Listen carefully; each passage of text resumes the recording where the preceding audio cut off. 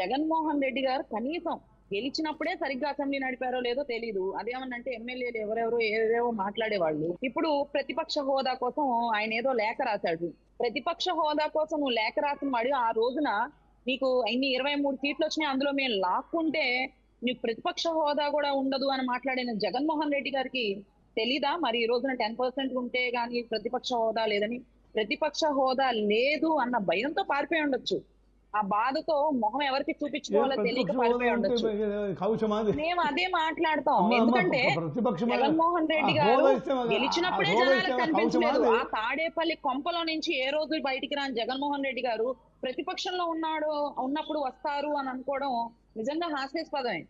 గెలిచినప్పుడు 150 ఒక సీట్లు వచ్చినాయి. అమ్మ నన్ను ఆ ప్రజలు గెలిపించారు. కొంపగింపు నేను అమ్మ అమ్మ పాదయాత్ర అమ్మ చేస్తే ప్రజలు అమ్మ గెలిపించారు అని మాట్లాడిన అమ్మ జగన్మోహన్ రెడ్డి దయచేసి గారు కొంపగింపు అన్ని అనకండమ్మా. 100 సీట్లు వచ్చినప్పుడే ఆయన రాలేదు కదా బయటికి. ఇప్పుడు వస్తారనుకోవడం